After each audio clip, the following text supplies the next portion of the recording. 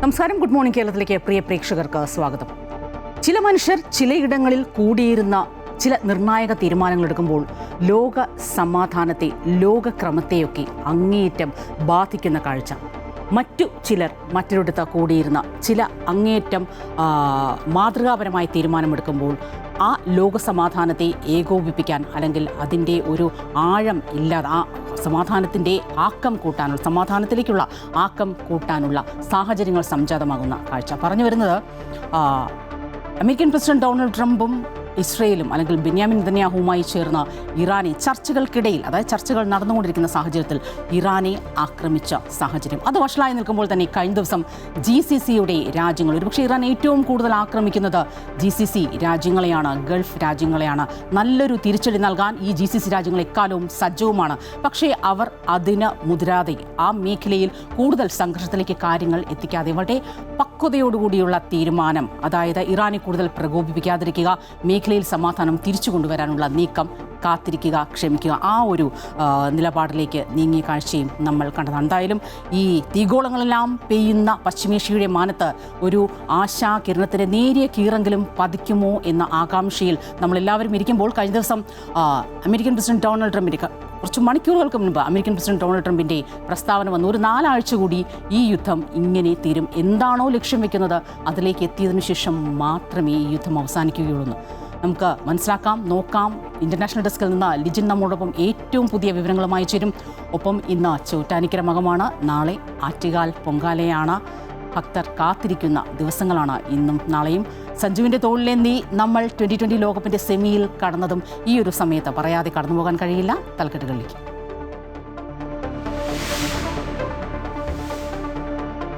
ഖമനേയിയുടെ വധത്തിന് പിന്നാലെ പശ്ചിമേഷ്യയിൽ തിരിച്ചടി തുടർന്ന ഇറാൻ. ബാലിസ്റ്റിക് മിസൈൽ ആക്രമണത്തിൽ പടിഞ്ഞാറൻ ജെറുസലേമിൽ 9 മരണം. ഇറാനെതിരായ സൈനിക നടപടി 4 ആഴ്ച വരെ നീണ്ടേക്കാമെന്ന് American president Donald Trump. Iran വലിയ രാജ്യമായതുകൊണ്ട് സമയമെടുക്കുമെന്നും ട്രംപ്. ടെഹ്റാനിൽ ഇന്നലെ രാത്രിയും ശക്തമായ ആക്രമണങ്ങൾ. ഇസ്രയേലിൽ അടിയന്തരാവസ്ഥ ഈ മാസം 12 വരെ നീട്ടി.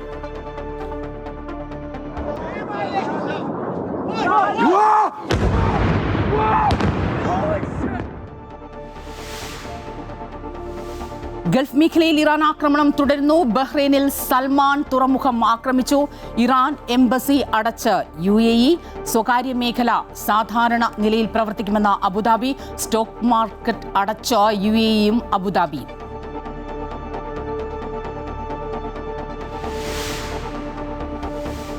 ഇസ്രയേൽ പ്രധാനമന്ത്രി ബെന്യാമിൻ നെതന്യാഹുവിനെ ഫോണിൽ വിളിച്ച് പ്രധാനമന്ത്രി നരേന്ദ്രമോദി. എത്രയും വേഗം സംഘർഷം അവസാനിപ്പിക്കണമെന്ന് പ്രധാനമന്ത്രി. ഇന്ത്യക്കാരോടുള്ള കരുതലിൽ UAE നന്ദി അറിയിച്ച പ്രധാനമന്ത്രി സംഘർഷം തീർക്കാൻ എല്ലാ പിന്തുണയും നൽകും. ഖമനേയിയുടെ മരണത്തിന് പിന്നാലെ പാകിസ്ഥാനിൽ പല നഗരങ്ങളിലും ഇപ്പോഴും സംഘർഷം.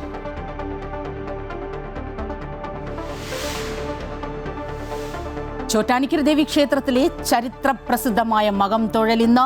ഭക്തർക്ക് ദർശനത്തിനായി നട തുറക്കുന്നത് ഉച്ചയ്ക്ക് 2 മുതൽ രാത്രി 9:30 വരെ. ഭക്തലക്ഷങ്ങൾ കാത്തിരിക്കുന്ന ആറ്റുകാൽ പൊങ്കാല നാളെ.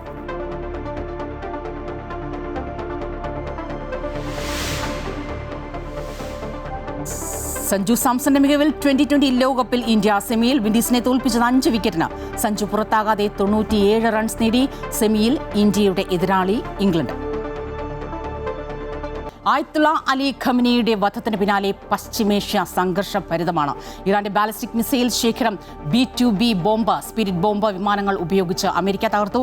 ടെഹ്റാനിൽ ഇന്നലെ രാത്രിയും ശക്തമായ ആക്രമണം നടന്നു. അതേസമയം ഇറാനെതിരായ സൈനിക നടപടി 4 ആഴ്ച വരെ നീണ്ടേക്കാമെന്നാണ് അമേരിക്കൻ പ്രസിഡന്റ് ഡൊണാൾഡ് ട്രംപ് പ്രതികരിക്കുന്നത്. അമേരിക്കയുമായി കൈകോർക്കാൻ സജ്ജമാവുകയാണ് ബ്രിട്ടനും ഫ്രാൻസും ജർമ്മനിയും. പ്രധാനമന്ത്രി നരേന്ദ്രമോദി ഇസ്രയേൽ പ്രധാനമന്ത്രി ബെന്യാമിൻ നെതന്യാഹുവിനെ വിളിച്ച് ഫോണിൽ ആശങ്ക അറിയിച്ചു, നിലപാടറിയിച്ചു. എത്രയും വേഗം സംഘർഷം അവസാനിപ്പിക്കണമെന്നും മോദി ആവശ്യപ്പെട്ടു. ഒപ്പം UAE പ്രധാനമന്ത്രിയെയും വിളിച്ച്, UAE ഭരണാധികാരിയെയും വിളിച്ച് ഇന്ത്യയുടെ പിന്തുണ, ലക്ഷക്കണക്കിന് ഇന്ത്യക്കാർ നിലനിൽക്കുന്ന UAEയിൽ അവരുടെ കരുതലിന് ഇന്ത്യയുടെ പിന്തുണ അറിയിച്ചു, നന്ദി അറിയിച്ചു. ഏറ്റവും പുതിയ വിവരങ്ങളുമായി ലിജിൻ ചേരുകയാണ്.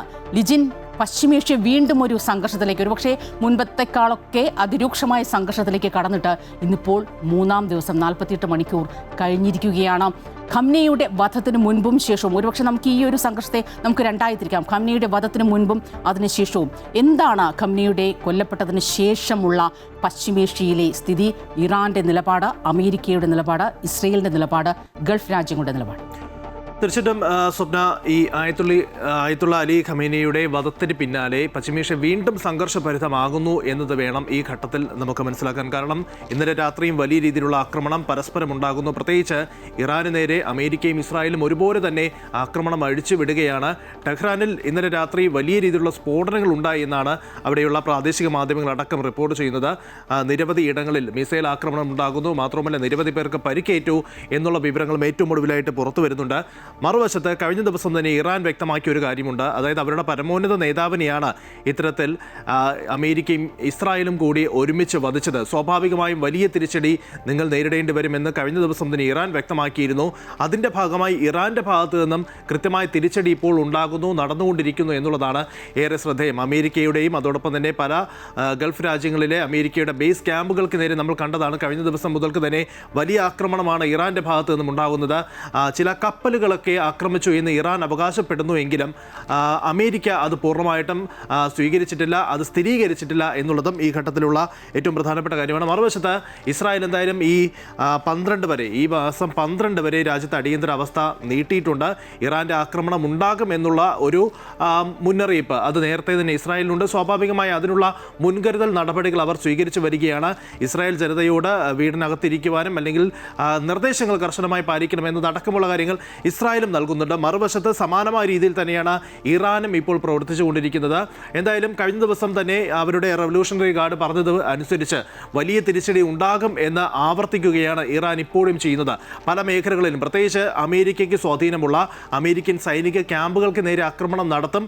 പൂർണ്ണമായിട്ടും തങ്ങളുടെ ഭാഗത്തുനിന്ന് വലിയ തിരിച്ചടി ഉണ്ടാകുമെന്ന് ഇറാൻ അവകാശപ്പെടുമ്പോഴും തിരിച്ചടി കൂടുതൽ നൽകുന്നത് അമേരിക്കയാണ് എന്ന് ഈ ഘട്ടത്തിൽ പറയാതെ വയ്യ. കാരണം മണിക്കൂറുകൾക്ക് മുൻപായിരുന്നു അമേരിക്കൻ പ്രസിഡന്റ് ഡൊണാൾഡ് ട്രംപ് അദ്ദേഹം ഈ യുദ്ധത്തെക്കുറിച്ച് വലിയൊരു പ്രതികരണം നടത്തിയത് ഇത് 4 ആഴ്ച വരെ നീണ്ടു നിൽക്കാം എന്ന് അദ്ദേഹം പറഞ്ഞു വെക്കുകയാണ്. അതിന് കാരണം ഇറാൻ വലിയൊരു രാജ്യമാണ്, തങ്ങളുടെ ലക്ഷ്യം നിറവേറുന്നത് വരെ തങ്ങൾ ഈ രംഗത്തുണ്ടാകും എന്ന് അദ്ദേഹം അടിവരയിടുന്നു. മാത്രമല്ല ഈ റവല്യൂഷണറി ഗാർഡിനോട് അദ്ദേഹം ഒരു മുന്നറിയിപ്പ് നൽകുകയാണ്, നിങ്ങൾക്ക് ആയുധം വെച്ച് കീഴടങ്ങാം, അതല്ല എങ്കിൽ മരണം വരിക്കേണ്ടി വരും എന്നുള്ള ശക്തമായ ഒരു മുന്നറിയിപ്പ് ട്രംപ് നൽകുകയാണ്.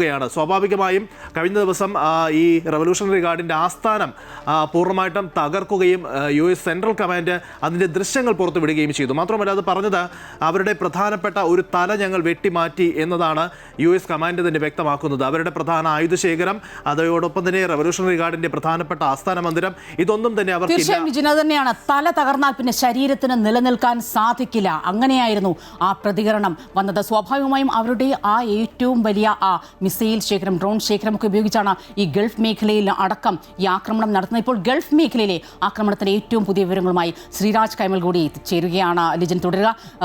ശ്രീരാജ്, ഗൾഫ് മേഖലയിൽ കഴിഞ്ഞ 48 മണിക്കൂറായി, അതായത് മിനിയാന്ന് രാത്രി തുടങ്ങിയ ആക്രമണം ഇന്നലെ പകലും തുടർന്നു. പക്ഷേ ഖംനയുടെ മരണത്തിനു ശേഷം ഈ ഒരു ആക്രമണത്തിൻ്റെ തോതിൽ ഏതെങ്കിലും തരത്തിലുള്ള വ്യത്യാസം വന്നിട്ടുണ്ടോ? അപ്പോഴും ഈ ബഹ്റൈനിലടക്കം സൽമാൻ തുറമുഖമടക്കം ആക്രമിച്ചതായ സൂചനകൾ പുറത്തു വരുന്നുണ്ട്. കുവൈറ്റിലും പുലർച്ചെ ആക്രമണം നടന്നുവെന്ന സൂചനകൾ വരുന്നുണ്ട്. മരണവും റിപ്പോർട്ട് ചെയ്യുന്നുണ്ട്.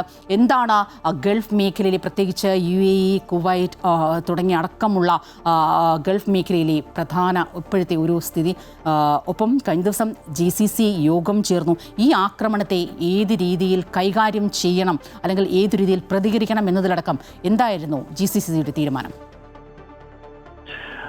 ഇപ്പോൾ നമുക്ക് ആദ്യം തരാൻ പറ്റുന്ന അപ്ഡേറ്റ് എന്ന് പറയുന്നത് ബഹ്റൈനിലേക്ക് ആക്രമണം നടന്നു എന്നുള്ള സൂചനകൾ വരുന്നുണ്ട്. മരണം സംബന്ധിച്ചുള്ള സൂചനകൾ വരുന്നുണ്ട്. അതിന്റെ സ്ഥിരീകരിക്കാവുന്ന വിവരങ്ങൾ നമ്മൾ എടുക്കുന്നതേ ഉള്ളൂ. GCC രാജ്യങ്ങളുടെ ഒരു മീറ്റിംഗ് നടന്നിരുന്നു. അത് ഓൺലൈനായാണ് മീറ്റിംഗ് ചേർന്നത്. അസാധാരണ മീറ്റിംഗ് എന്നുള്ള വിശേഷണത്തോടു കൂടിയുള്ള ഒരു മീറ്റിംഗ് ആയിരുന്നു. മീറ്റിംഗിൽ പൊതുവെ ഉയർന്ന വികാരം ഇറാന്റേത് ഹീനവും വഞ്ചനാപരവുമായ ഒരു ആക്രമണമെന്നാണ് GCC അംഗരാജ്യങ്ങൾ മീറ്റിംഗിൽ ഒരു നിലപാടെടുത്തത്. സാധാരണക്കാരെയും ജനവാസ മേഖലയും ലക്ഷ്യം വെച്ചുള്ള ഇറാന്റെ ആക്രമണം അപലപനീയമാണെന്നും GCC രാജ്യങ്ങളുടെ പരമാധികാരത്തിന്റെ മേലുള്ള ഗുരുതരമായ ലംഘനമാണ് ഈ ഇറാന്റെ ആക്രമണമെന്നും GCC അംഗരാജ്യങ്ങൾ നിലപാടെടുത്തു. ഈ അംഗരാജ്യങ്ങളുടെ സുരക്ഷ അവിഭാജ്യമാണെന്നും ഏതെങ്കിലും ഒരു അംഗരാജ്യത്തിനെതിരായുള്ള ആക്രമണം GCC ചാർട്ടറും പ്രതിരോധ കരാറും സംയുക്ത പ്രതിരോധ കരാറും പ്രകാരം എല്ലാ GCC രാജ്യങ്ങൾക്കുമെതിരായ നേരിട്ടുള്ള ആക്രമണമാണെന്നുള്ള രീതിയിലാണ് യോഗം വിലയിരുത്തിയത്. ബഹ്റൈൻ വിദേശകാര്യമന്ത്രിയും GCC മന്ത്രിതല കൗൺസിലിന്റെ പ്രസിഡന്റുമായ doctor Abdul Latif bin Rashid Al സയാനിയുടെ അധ്യക്ഷതയിലാണ് ഈ അസാധാരണ യോഗം ചേർന്നത്. ബഹ്റൈനിൽ നിന്ന് വരുന്ന പുതിയ അപ്ഡേറ്റ്, ബഹ്റൈനിൽ ഇന്നലെ അർദ്ധരാത്രിയോടുകൂടി വരുന്ന ഒരു അപ്ഡേറ്റ് പ്രകാരം ഏതാണ്ട് 61ഓളം മിസൈലുകളും 34 അൺമാൻഡ്, അതായത് ആളില്ലാത്ത ആകാശ വഴിയുള്ള ആക്രമണ ശ്രമങ്ങളും ചെറുത്തു നിർവീര്യമാക്കിയതാണ് ബഹ്റൈൻ ഡിഫൻസ് ഫോഴ്സ് അറിയിക്കുന്നത്. നിലവിൽ ആക്രമണം തുടരുകയാണ് എന്ന് തന്നെ നമുക്കിപ്പോഴും പറയാനായിട്ട് സാധിക്കും. ഗൾഫ് മേഖലയിൽ നിന്ന് ആൾനാശം ഉൾപ്പെടെയുള്ള റിപ്പോർട്ടുകളും പുറത്തു വരുന്നുണ്ട്. ഒമാന്റെ മേലും ആക്രമണം നടന്നുവെന്ന് ഉള്ള വിവരം വരുന്നുണ്ട്. മറ്റൊരു പ്രധാനപ്പെട്ട കാര്യം UAE ഇറാനിലെ എംബസി അടച്ചുപൂട്ടി എന്നുള്ളതാണ്. എംബസി അടച്ചുപൂട്ടുകയും അംബാസഡറെയും അവിടെയുള്ള നയതന്ത്ര ഉദ്യോഗസ്ഥരെയും UAE തിരിച്ച് വിളിക്കുകയും ചെയ്തിട്ടുണ്ട്. നിലവിൽ ഇത്രയും വിവരങ്ങളാണ് നമുക്ക് ഈ സമയം നമുക്ക് നൽകാൻ സാധിക്കുന്നത്. തീർച്ചയായും ശ്രീരാജ്, അങ്ങേറ്റം അഭിനന്ദനാർഹമായ ഒരു നിലപാട് തന്നെയാണ് GCC ഇക്കാര്യത്തിൽ സ്വീകരിച്ചത് എന്ന് എടുത്ത് പറയേണ്ടിയിരിക്കും.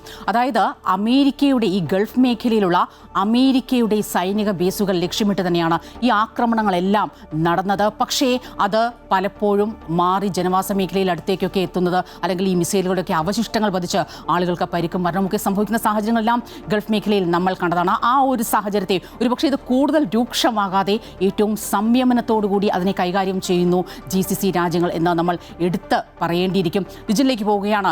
ലിജിൻ, ഇന്നലെ നമ്മൾ അല്ലെങ്കിൽ ഏറ്റവും ഒടുവിൽ നമ്മൾ കേട്ട ഒരുപക്ഷെ അത് എത്രത്തോളം സ്ഥിരീകരിച്ചുവെന്ന് എനിക്കറിയില്ല, ഏറ്റവും ചെറിയൊരു ആശ്വാസത്തിൻ്റെ വാർത്ത എന്നാൽ ഒരു ചർച്ചകളിലേക്ക് കടക്കാൻ ഒരുപക്ഷെ തയ്യാറാണ് എന്ന് ഇറാൻ അറിയിച്ചിരിക്കുന്നു. പ്രത്യേകിച്ചും ഇറാൻ വിദേശകാര്യമന്ത്രി അറക്ചി അറിയിച്ചിരിക്കുന്നു. മാത്രമല്ല ട്രംപിനോടും, അതായത് ഒരു ഇംഗ്ലീഷ് മാധ്യമത്തിൽ നൽകിയ അഭിമുഖത്തിൽ ട്രംപും ഇക്കാര്യത്തിൽ ഒരു സൂചന, അതായത് മാറി വരുന്ന ഭരണകൂടത്തിനോട് അല്ലെങ്കിൽ ഇപ്പോൾ നിലവിലുള്ള ഭരണകൂടത്തിനോട് ഒരു ചർച്ചയ്ക്കുള്ള സാധ്യതകൾ തള്ളിക്കളയാനാകുന്നില്ല എന്നാണ് അദ്ദേഹം പറഞ്ഞത്. പക്ഷേ അപ്പോൾ തന്നെ തൊട്ടടുത്ത് തന്നെ വരുന്നു, ഇറാൻ ഒരു വലിയ രാജ്യമാണ്, അതുകൊണ്ട് തന്നെ 4 ആഴ്ചയോളം ഈ ആക്രമണം നീണ്ടു നിൽക്കുമെന്ന്. ചർച്ചകൾക്കപ്പുറം ഒരിടത്തും ഒരിക്കലും സ്ഥിരമായ ഒരു സമാധാനം വന്ന ചരിത്രം നമുക്ക് ഈ ലോകത്ത് അറിയില്ല. തീർച്ചയായിട്ടും സ്വപ്ന, ഈ ആയത്തുള്ള അലി ഖമേനിയുടെ മരണത്തിന് ശേഷം തൊട്ടു പിന്നാലെ ട്രംപ് പ്രതികരിച്ചത് ഇനി ചർച്ചകൾക്ക് സാധ്യതയുണ്ട് എന്നുള്ളതായിരുന്നു. അതായത് ഏകദേശം തങ്ങൾ ഉദ്ദേശിക്കുന്ന രീതിയിൽ കാര്യങ്ങൾ പോവുകയാണ്, ഇനി ചർച്ചകളാകാം എന്ന തരത്തിലുള്ള ഒരു പരാമർശം അദ്ദേഹത്തിൻ്റെ ഭാഗത്തു നിന്നും ആദ്യഘട്ടത്തിൽ ഉണ്ടാകുന്നു. പക്ഷേ തൊട്ടു പിന്നാലെ ഈ ഇറാൻ്റെ ഭാഗത്തു നിന്നും കനത്ത തിരിച്ചടി, അതായത് US-ന്റെ സൈനിക ബേസ് ക്യാമ്പുകളിലേക്ക് ശക്തമായിട്ടുള്ള തിരിച്ചടി ഇറാൻ നൽകുകയാണ്. അതിനുശേഷം വീണ്ടും ട്രംപ് പ്രതികരിക്കുന്നതാണ് നമ്മൾ ഏറ്റവും ഒടുവിലായി കേട്ടത്. അതായത് 4 ആഴ്ച വരെ നീണ്ടു നിൽക്കും, ഇതൊന്നും ആരംഭിച്ചിട്ടതേ ഉള്ളൂ, എന്തായാലും തങ്ങൾ വിചാരിക്കുന്ന കാര്യങ്ങൾ നടപ്പിലാക്കുന്നത് വരെ ഇത് തുടരുമെന്നുള്ള മുന്നറിയിപ്പ് അദ്ദേഹം നൽകുകയാണ്. റവല്യൂഷണറി ഗാർഡിന് അദ്ദേഹം മുന്നറിയിപ്പ് നൽകുന്നു. അപ്പോൾ സ്വാഭാവികമായും ട്രംപ് ലക്ഷ്യം വയ്ക്കുന്നത് പൂർണ്ണമായിട്ടും ഇറാനെ കീഴ്പ്പെടുത്തുക എന്നുള്ളതാണ്. അതിൻ്റെ ഭാഗമായിട്ടാണ് മറ്റ് ചില രാജ്യങ്ങൾ കൂടി അമേരിക്കയ്ക്കൊപ്പം ചേരുന്നു എന്നുള്ളതാണ്.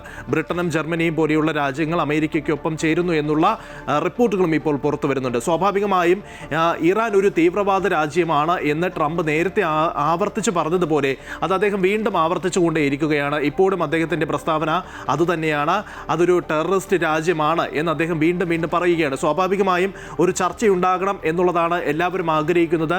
എത്രയും പെട്ടെന്ന് തന്നെ പ്രശ്നപരിഹാരം ഉണ്ടാകണമെന്ന് മറ്റു പല രാജ്യങ്ങളും ഇത്തരത്തിൽ ആവശ്യപ്പെടുമ്പോഴും ഈ ട്രംപിൻ്റെ നിലപാട് വളരെ നിർണായകമാണ്. പ്രത്യേകിച്ച് ഇസ്രായേൽ പ്രധാനമന്ത്രിയും അതോടൊപ്പം തന്നെ ഡൊണാൾഡ് ട്രംപും അടക്കമുള്ളവർ കൃത്യമായ നിലപാടുമായി മുന്നോട്ട് പോകുന്നു. ഇസ്രായേലിൻ്റെ എക്കാലവും ആഗ്രഹിക്കുന്നതും അതുതന്നെയാണ്, ഇറാനെ പൂർണ്ണമായിട്ടും പരാജയപ്പെടുത്തുക, അല്ലെങ്കിൽ ഈ ഖമേനി അടക്കമുള്ളവരെ താഴെ കൊണ്ടുവരിക എന്നുള്ള ഒരു ലക്ഷ്യം അവർക്കുണ്ടായിരുന്നു. അതെന്തായാലും ട്രംപിൻ്റെ കൂടെ സഹായത്തോടുകൂടെ ഒരു സംയുക്ത ഓപ്പറേഷനിലൂടെ അത് സാധിച്ചിരിക്കുന്നു. സ്വാഭാവികമായും വരുന്ന നിർണായകമായിട്ടുള്ള ചർച്ചകൾ നടക്കാനിരിക്കുന്ന വേളയിലാണ് ഇത്തരത്തിലുള്ള ആക്രമണ സംഭവങ്ങൾ ഉണ്ടാകുന്നത് എന്നതും പ്രധാനപ്പെട്ട കാര്യമാണ്. നേരത്തെ ശ്രീരാജ് സൂചിപ്പിച്ചതുപോലെ ഈ പ്രധാനമായും കഴിഞ്ഞ ദിവസങ്ങൾ ഉണ്ടായതിൻ്റെ അത്രയും ഒരു ആഘാതം ഈ ഗൾഫ് രാജ്യങ്ങളിൽ ഇപ്പോൾ ഉണ്ടാകുന്നില്ല എങ്കിൽ പോലും ഭീതി നിലനിൽക്കുന്നുണ്ട് പലയിടത്തും എന്നുള്ളതാണ്. കാരണം ഇറാൻ്റെ കാര്യം അൺപ്രഡിക്റ്റബിൾ ആണ് എന്ന് പറയുന്നത് പോലെ ഏത് നിമിഷവും ഇറാൻ്റെ ഭാഗത്തു നിന്നും ഒരു തിരിച്ചടി ഉണ്ടാകാം. അങ്ങനെ വരുമ്പോൾ സ്വാഭാവികമായിട്ടും അത് വലിയൊരു യുദ്ധത്തിലേക്ക് പോകുമോ എന്നുള്ള ആശങ്ക എല്ലാവർക്കുണ്ട്. മറ്റൊന്ന്, ഈ ഗൾഫ് രാജ്യങ്ങളിലെ US ബേസ് ക്യാമ്പുകളിലേക്ക് ഇത്തരത്തിൽ ആക്രമണം തൊടുത്തു വിട്ടപ്പോൾ ഈ പല ഗൾഫ് രാജ്യങ്ങളും ഇറാനോട് ഒരു വൈമുഖ്യം കാണിക്കുന്നുവോ എന്നുള്ള സൂചനകളും റിപ്പോർട്ടുകളും ഉണ്ടായിരുന്നു. കാരണം ഈ പറഞ്ഞതുപോലെ ഈ അമേരിക്കയുടെ ബേസ് ക്യാമ്പുകളിലേക്കാണ് ആക്രമണം നടത്തുന്നു എങ്കിൽ പോലും ഈ ഗൾഫ് രാജ്യങ്ങളിലെ ജനങ്ങൾക്ക് മേൽ, സാധാരണക്കാരുടെ മേൽ ഇത്തരത്തിലുള്ള ഈ ആയുധങ്ങളും മിസൈലിൻ്റെ കഷ്ണങ്ങളും ഒക്കെ പതിച്ച് അവർക്കും അപകടം ഉണ്ടാകുന്ന ഒരു സാഹചര്യമുണ്ട്. അങ്ങനെ ഇറാൻ ചെയ്ത ചില കാര്യങ്ങൾ അവർക്ക് തന്നെ തിരിച്ചടിയാകുന്നുവോ എന്നുള്ള ചില റിപ്പോർട്ടുകളും സൂചനകളും ആദ്യഘട്ടത്തിൽ ഉയർന്നു വന്നിരുന്നു. എന്തായാലും ഈ ട്രംപ് പറയുന്നത് പോലെ ഇത് 4 ആഴ്ച വരെ നീണ്ടു നിൽക്കും എന്ന് പറയുമ്പോൾ കൃത്യമായിട്ടുള്ള ഒരു മുന്നറിയിപ്പ് അദ്ദേഹം നൽകി വെക്കുകയാണ്. ഞാനൊന്ന് ഇടപെടുകയാണ്. ട്രംപ് പറഞ്ഞ ആ വാക്കുകൾ ഒരുപക്ഷേ യുദ്ധത്തിനുള്ള ഇത് അവസാനിക്കാനുള്ള സാധ്യതകൾ എന്തെങ്കിലും ഉണ്ടോ? നമുക്ക് ട്രംപിന്റെ വാക്കുകൾ ജസ്റ്റ് ഒന്ന് കേൾക്കാം. Over the past 36 hours, the United States and its partners have launched Operation Epic Fury, one of the largest, most complex, most overwhelming military offensives the world has ever seen. Nobody's seen anything like it. We have hit hundreds of targets in Iran, including Revolutionary Guard facilities, Iranian air defense systems. Just now it was announced that we knocked out 9 ships plus their naval building, all in a matter of literally minutes. ശക്തമായ ആക്രമണം നടത്തി, ഇറാനിൽ ശക്തമായ ആക്രമണം നടത്തിയെന്ന് തന്നെയാണ് Trump ആവർത്തിച്ച് വ്യക്തമാക്കുന്നത്. ഇതിനിടയ്ക്കും ലിജിൻ എടുത്തു പറയേണ്ട ഒരു കാര്യമുണ്ട്. അതായത് ഈ ഒരുപക്ഷെ ഒമാനെ ആക്രമിച്ചേക്കില്ല എന്നൊരു ഒരു പ്രതീക്ഷയായിരുന്നു, അല്ലെങ്കിൽ ഒരു തോന്നലായിരുന്നു നമുക്കെല്ലാം ഉണ്ടായിരുന്നത്. ഈ സൂചിപ്പിച്ചതുപോലെ മധ്യസ്ഥ ചർച്ചകൾക്ക് എപ്പോഴും മുൻകൈയെടുക്കുന്ന രാജ്യമാണ്. പക്ഷേ ഒമാനെ പോലും ആക്രമിച്ചു എന്നാണ് നമ്മൾ എടുത്തു പറയേണ്ട കാര്യം. പക്ഷേ ഒമാൻ എന്ന് പറയുമ്പോൾ ഈ സൂചിപ്പിച്ചതുപോലെ ഒമാനെയല്ല ലക്ഷ്യം വെക്കുന്നത്, അവിടുത്തെ അമേരിക്കൻ ബേസുകളെ, അമേരിക്കൻ ക്യാമ്പുകളെ തന്നെയാണ് ലക്ഷ്യം വെക്കുന്നത്. എടുത്തു പറയേണ്ട മറ്റൊരു കാര്യം, ഈ ഒരു സംഘർഷം എണ്ണവിലയിലടക്കം ഉണ്ടാക്കിയ, നേരത്തെ തന്നെ ഇറാൻ ഇതിനെ ഒരു സാമ്പത്തിക യുദ്ധമാക്കി കൂടി മാറ്റാനുള്ള ശ്രമം നടത്തുന്നുവെന്ന് നേരത്തെ തന്നെ കഴിഞ്ഞ ദിവസം തന്നെ ഈ റിപ്പോർട്ടുകളെല്ലാം ഉണ്ടായിരുന്നു. ഹോർമൂസ് കടലെടുക്ക് അടച്ചതടക്കം ഇപ്പോൾ അതിൻ്റെ ഒരു പ്രതിഫലനം കണ്ടു തുടങ്ങിയിരിക്കുന്നു. അതായത് എണ്ണവിലയടക്കം ഇത് ബാധിച്ചിരിക്കുന്നു എന്നാണ് മനസ്സിലാക്കാൻ സാധിക്കുക. 9%, 10% ഒക്കെ ഈ എണ്ണവിലയിലൊരു വർധനവ്, ക്രൂഡ് ഓയിൽ വിലയിലൊരു വർധനവ് ഉണ്ടായി എന്ന സൂചനകൾ വരുന്നുണ്ട്. എങ്ങനെയാണ് നമുക്ക് അതിനെ ഒന്ന് കാണേണ്ടത്? തീർച്ചയായിട്ടും സ്വപ്ന, ഈ ഹോർമുസ് കടലിടുക്കുമായി ബന്ധപ്പെട്ട് ഇപ്പോൾ പറയുമ്പോൾ ഏറ്റവും ഒടുവിലായി വരുന്നത് ഈ കപ്പലുകൾക്ക് നേരെ, ഹോർമുസ് കടലിടുക്കിലെ കപ്പലുകൾക്ക് നേരെ ആക്രമണം നടത്തി എന്നുള്ളതാണ് ഇറാൻ അവകാശപ്പെടുന്നത്. മാത്രമല്ല ഇത് അമേരിക്കയുടെ കപ്പലാണ് എന്നുള്ളതാണ് ഇറാൻ ഇപ്പോൾ പറയുന്നത്. പക്ഷേ ഔദ്യോഗികമായിട്ടുള്ള സ്ഥിരീകരണം എന്തായാലും അമേരിക്കയുടെ ഭാഗത്തു നിന്നും ഉണ്ടായിട്ടില്ല. ഇനി എണ്ണവിലയുമായി ബന്ധപ്പെട്ടുള്ള കാര്യത്തിൽ എണ്ണവിലയിൽ വലിയ വർധനവ് ഉണ്ടാകുന്നു എന്നുള്ളതാണ്, വലിയ ആശങ്ക അക്കാര്യത്തിൽ നിലനിൽക്കുന്നു എന്നുള്ളതാണ്. കാരണം ഏറ്റവും പ്രധാനപ്പെട്ട ഒരു ഗതാഗത പാത കൂടിയാണ് ഹോർമുസ് കടലിടുക്ക്. അത് പൂർണ്ണമായിട്ടും അടക്കില്ല എന്ന് കഴിഞ്ഞ ദിവസം ഇറാൻ പറഞ്ഞു വെക്കുമ്പോഴും ഈ ഒരു യുദ്ധത്തിൻ്റെ അല്ലെങ്കിൽ ഈ ഒരു സംഘർഷത്തിൻ്റെ ഭാഗമായി നോക്കുമ്പോൾ അത് ഏത് രീതിയിലായിരിക്കും ലോകരാജ്യങ്ങളെ, പ്രത്യേകിച്ച് എണ്ണ വ്യാപാരത്തെ ബാധിക്കുക എന്നുള്ളതാണ് ഏറെ പ്രധാനപ്പെട്ട കാര്യം. എന്തായാലും ഇന്ത്യ അടക്കമുള്ള രാജ്യങ്ങളിൽ ഇത് കാര്യമായി ബാധിക്കില്ല എന്ന് പറയുമ്പോഴും മറ്റു പല രാജ്യങ്ങളും ഈ എണ്ണയെ ആശ്രയിക്കുന്ന, അല്ലെങ്കിൽ ആഗോള എണ്ണ വിലയിൽ ഇത്തരത്തിലുള്ള വലിയ വ്യതിയാനങ്ങൾ ഉണ്ടാകുമ്പോൾ അത് മറ്റു പല രാജ്യങ്ങളെയും കാര്യമായി തന്നെ ബാധിച്ചേക്കാം എന്നുള്ളതാണ്. അതുകൊണ്ട് തന്നെയാണ് എല്ലാ രാജ്യങ്ങളും ഒരുമയോടെ എത്രയും പെട്ടെന്ന് തന്നെ ഈ സംഘർഷത്തിന് അയവുണ്ടാകണം എന്ന കാര്യം ആവർത്തിച്ച് പറഞ്ഞുകൊണ്ടിരിക്കുന്നത്. അവിടെ നമ്മുടെ ഇന്ത്യൻ പ്രധാനമന്ത്രി നരേന്ദ്രമോദി കഴിഞ്ഞ ദിവസം തന്നെ ഇസ്രായേൽ പ്രധാനമന്ത്രിയെ ഫോണിൽ വിളിക്കുകയും എത്രയും പെട്ടെന്ന് തന്നെ സംഘർഷം ഒഴിവാക്കണം എന്നുള്ള ആവശ്യം കൂടി അദ്ദേഹം മുന്നോട്ട് വയ്ക്കുകയാണ്. സാധാരണക്കാരൻ്റെ ജീവന് പ്രാധാന്യം നൽകണം എന്നുള്ളതാണ് പ്രധാനമന്ത്രി പ്രധാനമായും മുന്നോട്ട് വെച്ച ആവശ്യമെന്ന് അദ്ദേഹം തന്നെ എക്സ് പോസ്റ്റിൽ ഇന്ന് കുറിക്കുകയുണ്ടായി. അങ്ങനെ എല്ലാ മേഖലകളിൽ നിന്നും, അത് ഇന്ത്യയെ പോലെയുള്ള മറ്റു ഞാനിവിടെ ഒരു കാര്യം എടുത്തു പറയാൻ ആഗ്രഹിക്കുന്നത്, അതായത് ഈ യുദ്ധം തുടങ്ങിയതിന് ശേഷം അല്ലെങ്കിൽ ഈ സംഘർഷം പശ്ചിമേഷ്യയിൽ എപ്പോഴൊക്കെ സംഘർഷം ഉണ്ടായിട്ടുള്ളൂ അപ്പോഴെല്ലാം നിഷ്പക്ഷ സംഘർഷമായ ഒരു നിലപാട്, മനുഷ്യാവകാശത്തോടൊപ്പം നിൽക്കുന്ന നിലപാടാണ് ഇന്ത്യ സ്വീകരിച്ചിരുന്നത്. എന്നാൽ കഴിഞ്ഞ ദിവസം പ്രധാനമന്ത്രി നരേന്ദ്രമോദി ബെന്യാമിൻ നെതന്യാഹുവുമായി നിലവിലെ സ്ഥിതിഗതികൾ സംസാരിച്ചു. ഒപ്പം UAE ഭരണാധികാരിയുമായി സംസാരിച്ച് അദ്ദേഹത്തിന്, അതായത് 80 ലക്ഷത്തോളം വരുന്ന ഇന്ത്യക്കാരുടെ, മലയാളികളടക്കമുള്ള ഇന്ത്യക്കാരുടെ സുരക്ഷയ്ക്ക് കരുതൽ നൽകുന്ന UAE ഭരണാധികാരിക്ക് അദ്ദേഹം നന്ദി അറിയിക്കുകയും കൂടി ചെയ്തു. ഈ ഒരു സാഹചര്യത്തിൽ ഒരു സ്ലൈറ്റ് ആയിട്ടുള്ള ഒരു ചായ്വ് ഒരുപക്ഷെ ആ ഒരു പക്ഷത്തേക്ക് ഉണ്ടോ എന്നതടക്കമുള്ള സംശയം നമുക്ക് തോന്നിയേക്കാം. പ്രത്യേകിച്ച് സംസ്ഥാനത്തേക്ക് എത്തുമ്പോൾ കാര്യങ്ങൾ അങ്ങനെയല്ല. കൃത്യമായ ചെകുത്താൻ രാഷ്ട്രങ്ങൾക്ക്, ചില ചെകുത്താൻ രാഷ്ട്രങ്ങളുടെ ഇടപെടലാണ് ഇത്രയും പ്രശ്നം പശ്ചിമേഷ്യയിൽ ഉണ്ടാക്കിയതെന്നാണ് കഴിഞ്ഞ ദിവസം മുഖ്യമന്ത്രി പിണറായി വിജയൻ പറഞ്ഞത്. പക്ഷേ ഇന്ത്യയുടെ ഒരു നിലപാട് ഈ സമയത്ത് ശ്രദ്ധേയമാണ്. ഇപ്പോഴും സൂക്ഷ്മമായി തന്നെ കാര്യങ്ങൾ നിരീക്ഷിക്കുകയല്ലേ ലിജൻ? തീർച്ചയായിട്ടും ഇന്ത്യ ഇക്കാര്യത്തിൽ എടുക്കുന്ന നിലപാട് വളരെ നിർണായകമാണ്. മാത്രവുമല്ല വളരെ നയപരമായിട്ടുള്ള ഒരു കാര്യമാണ്. അതുകൊണ്ട് തന്നെ വളരെ ശ്രദ്ധാപൂർവമാണ് പ്രധാനമന്ത്രി നരേന്ദ്രമോദിയുടേതാണെങ്കിലും ഇന്ത്യയുടെ ഈ നിലപാട്, അല്ലെങ്കിൽ അവർ ഈ കാര്യങ്ങൾ സൂക്ഷിച്ച് നിരീക്ഷിക്കുന്നു എന്നുള്ളതാണ്. അദ്ദേഹത്തിൻ്റെ പോസ്റ്റിൽ തന്നെ അദ്ദേഹം പറയുന്നത് ഈ നെതന്യാഹുവുമായി സംസാരിച്ചിരുന്നു. മാത്രമല്ല ഇപ്പോഴത്തെ സാഹചര്യം ചർച്ച ചെയ്തു.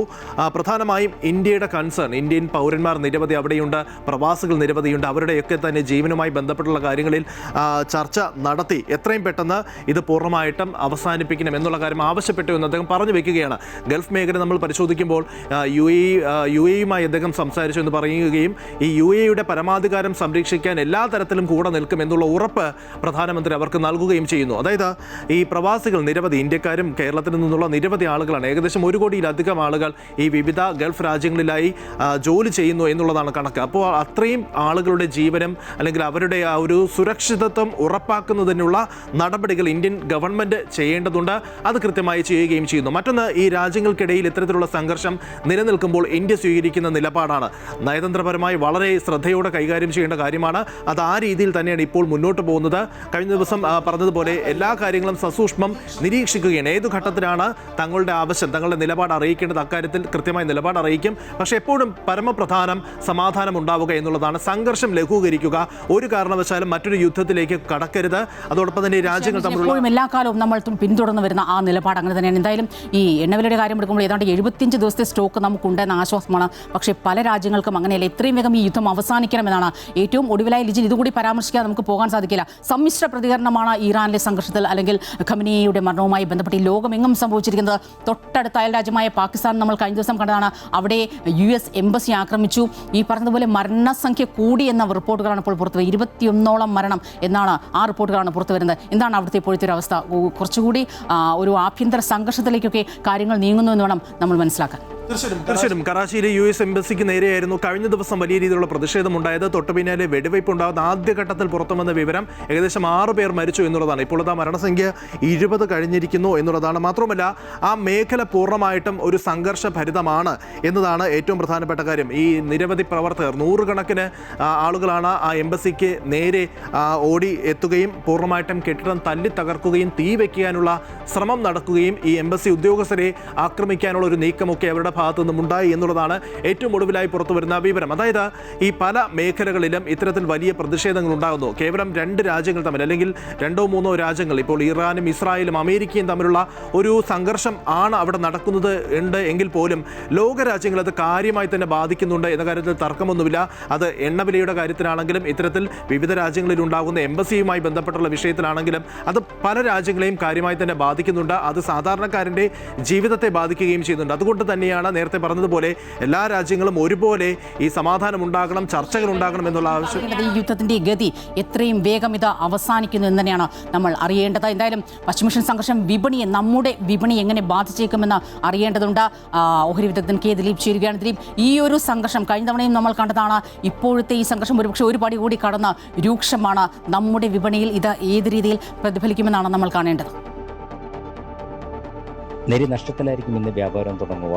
പശ്ചിമ പൂർവ്വ ഏഷ്യയിൽ തുടരുന്ന ഒരു സംഘർഷാവസ്ഥ വിപണിയെ ബാധിച്ചേക്കാം. എങ്കിൽ കൂടിയും വലിയൊരു വിൽപ്പനയ്ക്ക് ഒരു സാധ്യത ഇല്ല. കഴിഞ്ഞ ദിവസം വെള്ളിയാഴ്ച വ്യാപാരം അവസാനിപ്പിക്കുമ്പോൾ നഷ്ടത്തിലായിരുന്നു വ്യാപാരം അവസാനിപ്പിച്ചിരുന്നത്. അതുകൊണ്ട് തന്നെ ഇന്ന് വലിയൊരു നഷ്ടമുണ്ടായില്ലെങ്കിൽ കൂടിയും ഉയർന്ന തോതിലുള്ള കയറ്റിറക്കങ്ങൾ വിപണിയിൽ പ്രതീക്ഷിക്കണം. കഴിഞ്ഞ കുറച്ച് നാളുകളായി വിപണിയിൽ ഏറ്റക്കുറച്ചുകൾ പതിവാണ്. ഒട്ടുമിക്ക മേഖലകളിലും വിപണിയിലെ ഒരു വിൽപ്പന സമ്മർദ്ദം ബാധിച്ചിട്ടുമുണ്ട്. IT മേഖലയിൽ, ഓട്ടോ മേഖലയിലും ബാങ്കിങ് മേഖലയിലുമെല്ലാം ഒരു വിൽപ്പന സമ്മർദ്ദം ഉണ്ടാവുകയും അതിൻ്റെ ഒരു ഫലമായി തന്നെ വിപണിയിൽ ഒരു നഷ്ടത്തിലേക്ക് നീങ്ങുന്ന ഒരു സാഹചര്യമുണ്ടായി. നിക്ഷേപ സ്ഥാപനങ്ങളെക്കാൾ ഉപരി ചെറുകിട നിക്ഷേപകരാണ് വിപണിയിൽ ഇപ്പോൾ ഒരു വിൽപ്പന തുടരുന്നത്. കഴിഞ്ഞ ആഴ്ചയിൽ ചില ദിവസങ്ങളിലെങ്കിലും വിദേശ നിക്ഷേപ സ്ഥാപനങ്ങൾ വിപണിയിൽ നെറ്റ് നിക്ഷേപത്തിലായിരുന്നപ്പോൾ പല ദിവസങ്ങളിലും ചെറുകിട നിക്ഷേപകർ വിപണി വലിയ തോതിലൊരു വിൽപ്പന നടത്തുന്ന ഒരു സാഹചര്യമുണ്ടായി. വരും ദിവസങ്ങളിലും ചെറുകിട നിക്ഷേപകരുടെയും ഒപ്പം തന്നെ നിക്ഷേപ സ്ഥാപനങ്ങളുടെയും നിലപാടുകൾ തന്നെയായിരിക്കും പ്രധാനം.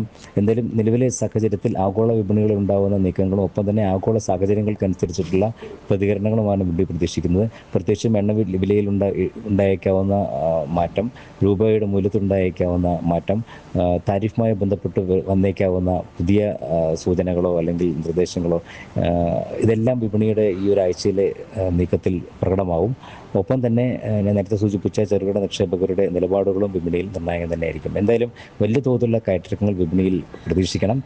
25,200 എന്നുള്ള നിലവാരമാണ് താഴെ വിപണി അടിസ്ഥാന നിലവാരമായി ഇപ്പോൾ കണക്കാക്കുന്ന. ആ നിലവാരത്തിന് മുകളിൽ നിലനിന്ന് വ്യാപാരം നടക്കുകയും 25,500 നിഫ്റ്റി നീങ്ങുന്നൊരു സാഹചര്യം ഉണ്ടാവുകയാണെങ്കിൽ മാത്രമേ വിപണി തുടർച്ചയായിട്ടുള്ള ഒരു മുന്നേറ്റം. തീർച്ചയായും നഷ്ടത്തിൽ വ്യാപാരം തുടങ്ങാനുള്ള സാധ്യത പ്രവചിക്കുമ്പോഴും നമ്മുടെ വിപണി ഏത് രീതിയിൽ ഈ ഒരു യുദ്ധമടക്കമുള്ള കാര്യങ്ങൾ, മറ്റ് ആഭ്യന്തര ഘടകങ്ങൾ അത് സ്വാധീനിക്കുമെന്ന് തന്നെയാണ് വരും മണിക്കൂറുകൾ കാത്തിരുന്ന് കാണേണ്ടത്.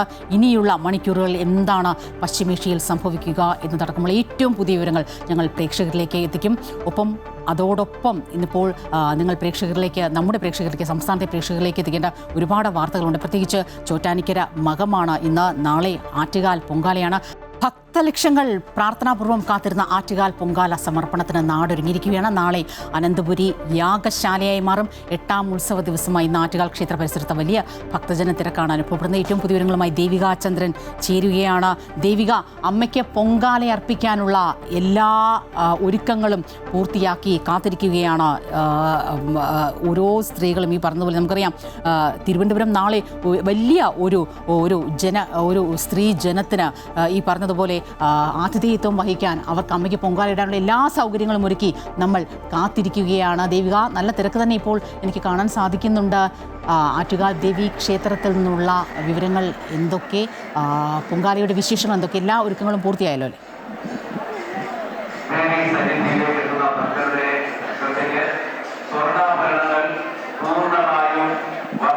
തീർച്ചയായും സ്വപ്ന, 8:30-ക്കാണ് ദീപാരാധന കണ്ടു തൊഴാനുള്ള തിരക്കാണ് എനിക്ക് ചുറ്റും കാണുന്നത്. കാർത്തിക നാളിലെ, കുംഭമാസത്തിലെ കാർത്തിക നാളിലാണ് ഈ ഒരു പൊങ്കാല മഹോത്സവം ആരംഭിച്ചത്. 23-ാം തീയതി രാവിലെ ദേവിയെ തോറ്റംപാട്ട് പാടി കുടിയിരുത്തിയതോടെയാണ് ഈ ഉത്സവത്തിന്റെ ആഘോഷങ്ങൾക്ക് തുടക്കമായിട്ടുള്ളത്. കൊടുങ്ങല്ലൂർ അമ്മയെ തോറ്റംപാട്ട് പാടി ആവാഹിച്ച് 10 ദിവസം കുടിയിരുത്തുന്നതായിട്ടാണ് വിശ്വാസമുള്ളത്. ഈ 23-ാം തീയതി ആരംഭിച്ച ഈ പൊങ്കാല മഹോത്സവത്തിന്റെ 8ാം ദിനമായ ഇന്ന് ഈ ദീപാരാധന കണ്ടുതൊഴാൻ ഭക്ത ലക്ഷങ്ങളാണ് ഇവിടെ അണിനിരന്നിട്ടുള്ളത്. ഈ ഒരു ക്ഷേത്ര പരിസരം കടന്ന്, ഗ്രൗണ്ട് കടന്ന് ഈ ഒരു ഭക്തജനങ്ങളുടെ നീണ്ട നിര ഇത്തരത്തിൽ പുറത്തേക്ക് നീളുന്നുണ്ട്. ആ കാഴ്ച തന്നെയാണ് നമുക്കിവിടെ കാണാൻ സാധിക്കുന്നത്. നാളെയാണ് നമ്മൾ പ്രാർത്ഥനാപൂർവ്വം കാത്തിരുന്ന പൊങ്കാല മഹോത്സവം ഉള്ളത്. രാവിലെ 9:45-നാണ് പണ്ടാര അടുപ്പിൽ തീ പകരുന്നത്. നാളെ അനന്തപുരി ഒരു യാഗശാലയായി മാറുമെന്നത് തീർച്ചയാണ്. നമുക്കറിയാം, ഈ ആറ്റുകാൽ ക്ഷേത്രം എന്ന് പറയുന്നത് തിരുവനന്തപുരത്തിന്റെ തന്നെ, അനന്തപുരിയുടെ തന്നെ സ്വകാര്യ അഹങ്കാരമാണ്. നാളെ രാവിലെ 9:45 ഇത്തരത്തിൽ ക്ഷേത്ര മേൽശാന്തി ക്ഷേത്രത്തിനകത്തുള്ള ശ്രീകോവിലിൽ നിന്നും ദീപം പകർന്ന് ക്ഷേത്ര തിടപ്പള്ളിയിലേക്ക് പകരും. അതിനുശേഷം മേൽശാന്തി ഈ ദീപം സഹമേൽശാന്തിക്ക് കൈമാറും. സഹമേൽശാന്തി വലിയ തിടപ്പള്ളിയിലും ക്ഷേത്രത്തിന് മുന്നിൽ ഒരുക്കിയിട്ടുള്ള പണ്ടാര അടുപ്പിലേക്കും തീ പകരും. അതോടെ ഭക്തജനങ്ങൾക്ക് സ്വന്തം അടുപ്പിലേക്ക് തീ പകരാനുള്ള സൂചനയായി കതിനാവെടികളും ചെണ്ടമേളവും മുഴങ്ങും. അതോടെ ഈ ക്ഷേത്രത്തിന്റെ ഏകദേശം 10 കിലോമീറ്ററോളം ചുറ്റളവിൽ അണിനിരന്നിരിക്കുന്ന ഭക്തജനങ്ങൾ അടുപ്പിലേക്ക് തീ പകരും. അങ്ങനെയാണ് ഈ അമ്മയ്ക്ക് പൊങ്കാല നിവേദ്യം അർപ്പിക്കുക. ഈ പ്രധാനമായിട്ടും ഈ പൊങ്കാലയ്ക്ക് വേണ്ടി ഉപയോഗിക്കുക മൺകലവും, പുതിയ മൺകലവും, ശർക്കരയും പച്ചരിയും ഒക്കെയാണ്. ഈ മണ്ണിനെ പ്രതിനിധീകരിക്കുന്ന, ഭൂമിയെ പ്രതിനിധീകരിക്കുന്ന മൺകലവും പച്ചരിയും മറ്റ് തീർച്ചയായും എല്ലാ ഒരുക്കങ്ങളും പൂർത്തിയാക്കി നമ്മൾ കാത്തിരിക്കുകയാണ്. മനവും മെയ്യും വീടും നാടും നഗരവും എല്ലാം ശുദ്ധിയാക്കി നമ്മൾ കാത്തിരിക്കുകയാണ് അമ്മയ്ക്ക് പൊങ്കാലയിടാൻ. ഈ കഴിഞ്ഞ ദിവസം രാത്രിയിൽ നഗരത്തിലൂടെ ഒന്ന് പോകുമ്പോൾ ഒരുപക്ഷെ ഇന്നിപ്പോൾ അത് കുറച്ച് കൂടുതലായി കാണാൻ സാധിക്കും. നമ്മൾ ഈ ഉത്രാടപ്പാച്ചിൻ്റെ തലേ ദിവസമൊക്കെ കാണുന്ന ആ ഒരു തിരക്കും ഓട്ടവും വെപ്രാളവും ഒക്കെ ഒരുപക്ഷെ തിരുവനന്തപുരം നഗരത്തിൽ വന്നാൽ ഇന്ന് ഒരു ദിവസം നമുക്ക് കാണാൻ സാധിക്കും. അമ്മയ്ക്ക് പൊങ്കാല അർപ്പിക്കാനായി അവസാന ദിവസം അവസാന ഒരുക്കങ്ങൾക്ക് കൂട്ടങ്ങൾ തയ്യാറാക്കുന്ന അല്ലെങ്കിൽ അടുപ്പിക്കുന്ന നമ്മുടെ ഭക്തലക്ഷങ്ങളെ നമുക്ക് കാണാൻ സാധിക്കും. ഒപ്പം ഇന്നിപ്പോൾ ചോറ്റാനിക്കര ദേവീക്ഷേത്രത്തിലെ ചരിത്രപ്രസിദ്ധമായ മകം തൊഴൽ ഇന്നാണ്. അശ്വതി ചേരുകയാണ് ഏറ്റവും പുതിയ വിവരങ്ങളുമായി. അശ്വതി, മറ്റൊന്ന് ഈ പറഞ്ഞതുപോലെ ചോറ്റാനിക്കര മകം തൊഴൽ ഒരുപക്ഷെ ഈ 2 ദിവസവും അടുത്തടുത്താണ് വരുന്നത്. ഈ മകം തൊഴലും നാളെ പൂരം, ദേവിയുടെ നാൾ, ആറ്റുകാൽ ദേവിയുടെ നാളാണ് പൂരമെന്ന് നമ്മൾ കണക്കാക്കുന്നു. ചോറ്റാനിക്കര അമ്മയുടെ നാളാണ് മകമെന്ന് നമ്മൾ കണക്കാക്കുന്നു. അങ്ങനെ ഈ അടുത്തടുത്ത് വരുന്ന 2 ദിവസം ഈ അമ്മയെ കാണാൻ ഭക്തലക്ഷങ്ങൾ, പ്രത്യേകിച്ച് ചോറ്റാനിക്കരയിൽ 2 മണി മുതലാണ് തുടങ്ങുന്നതെന്ന് തോന്നുന്നു അല്ലേ?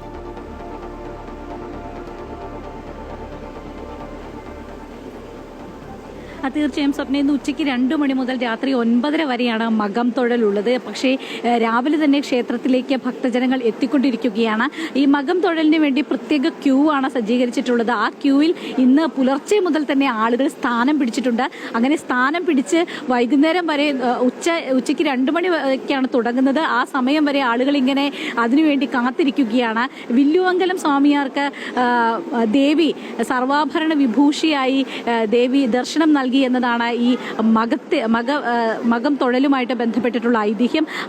ആ ഒരു രീതിയിൽ തന്നെയാണ് സർവാഭരണ വിഭൂഷിതയായിട്ടാണ് ഇന്ന് മകം തൊഴലിന് ദേവി ഉണ്ടാവുക. അത് കാണുന്നതിന് വേണ്ടിയിട്ട്, ദർശിക്കുന്നതിന് വേണ്ടിയിട്ടാണ് നിരവധി ആളുകൾ എത്തിക്കൊണ്ടിരിക്കുന്നത്. പക്ഷെ ഇന്ന് രാവിലെ തന്നെ സാധാരണ അമ്പലത്തിലേക്കുള്ള ദർശനത്തിനായിട്ടാണ് ഇവിടെ ആളുകൾ, അതിനും വലിയ തിരക്ക് തന്നെയാണ് അനുഭവപ്പെടുന്നത്. നിരവധി പ്രദേശങ്ങളിൽ നിന്നുള്ള ആളുകൾ അടക്കം ഇവിടേക്ക് എത്തുന്നു എന്നതാണ്. അത്ര വലിയ ഒരു 1.5 ലക്ഷത്തിലധികം ആളുകളെയാണ് നമ്മൾ ഈ മകം തൊഴലിന് മാത്രമായിട്ട് പ്രതീക്ഷിക്കുന്നത്. ഇന്ന് രാവിലെയും വലിയ തിരക്ക് അനുഭവപ്പെടുന്നു വിവിധ പ്രദേശങ്ങളിൽ നിന്ന്. ചേച്ചി, എവിടുന്നാ വരുന്നത്? തൃശ്ശൂർ. എല്ലാ തവണയും വരാറുള്ളതാണോ? എല്ലാ തവണയും വരാറുണ്ട്. നിരവധി ആളുകൾ ഉണ്ട്. ചേട്ടാ, എവിടുന്നാ വരുന്നേ? ഞാൻ കോഴിക്കോട്. എല്ലാ തവണയും വരുന്നതാണോ? അല്ല, ആദ്യമായിട്ടാണ് ഈ ഒരു മകം തൊഴാൻ വരുന്നത്. ഉച്ചയ്ക്കാണ് മകം തൊഴൽ ആരംഭിക്കുന്നത്. ആണോ? ഞങ്ങള് തിരുവനന്തപുരം പോകുന്ന വഴിക്ക് ക്ഷേത്രത്തിൽ ദർശനത്തിന് വേണ്ടി കയറിയതാ. അവിടെ ആറ്റുകാലിലേക്കാണോ? ആറ്റുകാലിലേക്ക്. തീർച്ചയായിട്ടും ഇത് ഇവിടെ മകം തൊഴുത്, ചോറ്റാനിക്കരയിൽ മകം തൊഴുത് ദേവിയെ കണ്ട് നേരെ ആറ്റുകാലിലേക്ക് പോകുന്നു. അങ്ങനെയാണ് ആളുകൾ, നിരവധി ആളുകൾ ഇപ്പോൾ ഇവിടെ നമ്മളോട് സംസാരിച്ചത്. കോഴിക്കോട് നിന്ന്, തൃശ്ശൂരിൽ നിന്ന്, അങ്ങനെയൊക്കെ നിരവധി ആളുകൾ, കേരളത്തിന്റെ വിവിധ പ്രദേശങ്ങളിൽ നിന്ന്, പുറത്തുനിന്ന്, ഒരുപാട് തമിഴ്നാട്ടിൽ നിന്നൊക്കെയുള്ള ഭക്തജനങ്ങൾ ഒരുപാട് എത്തുന്ന ഇടം തന്നെയാണ്. അങ്ങനെ തന്നെയാണ് അശ്വതി. ഈ വിശ്വാസമെല്ലാം അങ്ങനെ തന്നെയാണ്. അതായത് മകം തൊഴുതാൽ എല്ലാ ദുരിതങ്ങളും തീരുമെന്ന ഒരു വിശ്വാസമാണ് ഭക്ത ലക്ഷങ്ങൾക്ക് ഉള്ളത്. എന്തായാലും 2 മണി മുതൽ രാത്രി 9:30 വരെ ഏതാണ്ട് 1.5 ലക്ഷത്തോളം അല്ലെങ്കിൽ 1.5 ലക്ഷത്തിലധികം ഭക്തർ ദർശനത്തിന് എത്തുമെന്ന പ്രതീക്ഷയാണ്. എല്ലാ ഒരുക്കങ്ങളും, വിപുലമായ സൗകര്യങ്ങൾ ഒരുക്കിയിട്ടുള്ള അശ്വതിയാണ് ഏറ്റവും പുതിയ വിവരങ്ങൾ നൽകിയത്. നമുക്കറിയാം, ഇത്തരത്തിൽ മതപരമായ എന്തെങ്കിലും ആചാരങ്ങൾ, ആഘോഷങ്ങളൊക്കെ നടക്കുമ്പോൾ അത് ഒരു മതചിന്തയില്ലാതെ 2 കൈയും നീട്ടി സ്വീകരിക്കുന്ന കേരള സമൂഹത്തെ നമ്മളെക്കാലവും കണ്ടിട്ടുണ്ട്. സമാനമായ ഒരു കഥയിലേക്കാണ് ജാതിമത ഭേദചിന്തകൾക്കപ്പുറം മനുഷ്യരെല്ലാം ഒന്നായി മാറുന്ന ഒരു കാഴ്ച നമുക്ക് കാണാം. മലപ്പുറം കോട്ടയ്ക്കലിലെ പറപ്പൂർ കുറുമ്പക്കാവിൽ തലമുറകളായി കൈമാറി വന്ന വിശ്വാസം, സ്നേഹം, ഇതിൻ്റെയൊക്കെ ഭാഗമായി ക്ഷേത്രത്തിലെ ആചാര വെടിമുഴക്കാൻ ഇന്നും ഇവിടെ എത്തുന്നത് ഒരു മുസ്ലിം കുടുംബമാണ്. ഹൈന്ദവ വിശ്വാസങ്ങളെ എല്ലാ വിഭാഗങ്ങൾക്കും അർഹമായ പങ്കാളിത്തം നൽകുന്ന ഈ ക്ഷേത്രാചാരങ്ങൾ ഒരുമയുടെ ഉത്തമ ഉദാഹരണമാണ്. കോട്ടക്കൽ പറപ്പൂർ കുറുമ്പക്കാവ് ഭഗവതി ക്ഷേത്രത്തിലെ താലപ്പൊലി മഹോത്സവം വെറുമൊരു ആഘോഷമല്ല, മറിച്ച് ഒരു നാടിന്റെ ഒരുമയുടെ അടയാളമാണ്. കുറുമ്പക്കാവ് ഭഗവതിയുടെ ഉത്സവത്തിന് ആചാരവെടി മുഴക്കാനുള്ള അവകാശം പതിറ്റാണ്ടുകളായി മഞ്ചേരിയിൽ നിന്നെത്തിയ മുസ്ലിം സമുദായത്തിൽപ്പെട്ട നമ്പ്യാടത്ത് കുടുംബത്തിനാണ്. മുൻഗാമികളിൽ നിന്നും പകർന്നു കിട്ടിയ പാരമ്പര്യം ഇപ്പോൾ നിർവഹിക്കുന്നത് മുഹമ്മദ് കുട്ടിയാണ്.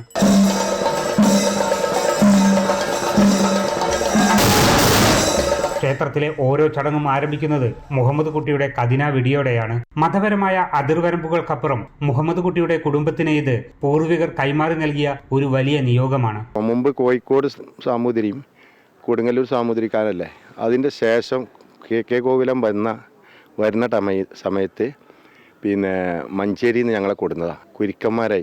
വെടി വെക്കാനുള്ള കുരുക്കന്മാരായിട്ട്. അങ്ങനെ അത് പാരമ്പര്യമായിട്ട് ഞങ്ങളിങ്ങനെ പോരാ. അപ്പോഴും അത് നിലർത്തി പോരുന്നുണ്ട്. ഉത്സവം എല്ലാ പരിപാടിക്കും, ഇവിടുത്തെ കാവിലെല്ലാ പരിപാടിക്കും വെടി സംബന്ധമായിട്ടല്ലേനും ഞങ്ങൾ തന്നെ. ഈ ക്ഷേത്രത്തിലെ മറ്റൊരു പ്രത്യേകത ഉത്സവത്തിന് ഹൈന്ദവ സമൂഹത്തിലെ എല്ലാ വിഭാഗങ്ങൾക്കും വിവിധ കർമ്മങ്ങളിൽ കൃത്യമായ പങ്കാളിത്തം ഉറപ്പാക്കിയിട്ടുണ്ട് എന്നുള്ളതാണ്. ദേവി തന്നെ സ്വമേധയാ ഭക്തജനങ്ങൾക്കിടയിലേക്ക് സാമുദായിക മറ്റു ഭേദമന്യേ ഇറങ്ങി വന്ന് അവർ ചെയ്യട്ടെ, എൻ്റെ ഈ ഒരു 1-2 ദിവസം നീണ്ടു നിൽക്കുന്ന ഇത്തരം ചടങ്ങുകൾ എന്നുള്ള ഒരു ഐതിഹ്യമാണ് അതിന് പിറകിലുള്ളത്. മനുഷ്യർക്കിടയിൽ മതിൽക്കെട്ടുകൾ ഉയരുന്ന കാലത്ത് ഒരൊറ്റ മനസ്സോടെ ഒരു നാട് മുഴുവൻ ഒത്തുചേരുന്ന ഇത്തരം കാഴ്ചകളുടെ കേരള സ്റ്റോറികളും നമുക്കിടയിലുണ്ട്.